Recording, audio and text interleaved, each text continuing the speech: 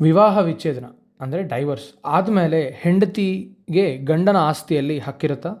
Hindu succession act 1956 section 8 ಪ್ರಕಾರ ವಿವಾಹ ವಿಚ್ಛೇದನ ಅಂದರೆ ಡೈವರ್ಸ್ ಪೂರ್ತಿಯಾಗಿ ಕೋರ್ಟಿಂದ ಫೈನಲ್ ಆಗಿ ರಿಜಿಸ್ಟರ್ ಆದ್ರೇನು ಆ ಮಹಿಳೆ ಇನ್ನೂ ಹೆಂಡತಿ ಅಲ್ಲ ಅಂತ ಪರಿಗಣಿಸುತ್ತಾರೆ. ಅದಕ್ಕೆ ಕ್ಲಾಸ್ 1 ಹೇರ್ ಲಿಸ್ಟ್ನಲ್ಲಿ ಅವರ ಹೆಸರು ಇರಲ್ಲ.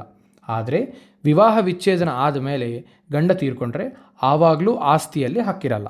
ಆದರೆ ಕೇಸ್ ಫೈಲ್ ಮಾಡಿದರು, ಆದರೆ ಕೇಸ್ ಡೈವರ್ಸ್ ಇನ್ನೂ ಕೋರ್ಟ್ ಫೈನಲ್ ಆಗಿಲ್ಲ ಅಥವಾ ರಿಜಿಸ್ಟರ್ ಆಗಿಲ್ಲ, ಆಮೇಲೆ ಅವಳು ಇನ್ನೂ ಹೆಂಡತಿ ಅಂತ ಕನ್ಸಿಡರ್ ಮಾಡ್ತಾರೆ.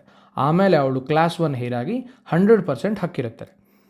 ಉದಾಹರಣೆಗೆ ರಮೇಶ್ ಅವರ ಹೆಂಡತಿ ಸುನೀತಾ ಜೊತೆಗೆ ಡೈವರ್ಸ್ ಕೇಸ್ ಫೈಲ್ ಮಾಡಿದರು, ಆದರೆ ಕೋರ್ಟಿನ ರಿಜಿಸ್ಟರ್ ಮಾಡಿಲ್ಲ. ಆಮೇಲೆ ರಮೇಶ್ ಆಕಸ್ಮಿಕವಾಗಿ ತೀರ್ಕೊಂಡಿದ್ದಾರೆ. ಈ ಸಂದರ್ಭದಲ್ಲಿ ಸುನೀತಾ ಕ್ಲಾಸ್ 1 ಹೇರಾಗಿ ಹಕ್ಕಿರುತ್ತೆ. ನಿಮ್ಮ ಹಕ್ಕು ಗೊತ್ತಾಗಬೇಕಂದ್ರೆ ECCC ಲಿಂಕ್ ಡಾಕ್ಯುಮೆಂಟ್ಸ್ ನಿಮ್ಮ ಹೆಸರಲ್ಲಿ ಇದೆಯಾ ಇಲ್ಲ ಅಂತ ಚೆಕ್ ಮಾಡಬೇಕು. ಎಲ್ಲ ಡೀಟೇಲ್ಸ್ ಮೈಪಟ್ಟ ಆ್ಯಪ್ ಓಪನ್ ಮಾಡಿ ಸುಲಭವಾಗಿ ನೋಡ್ಕೋಬೋದು.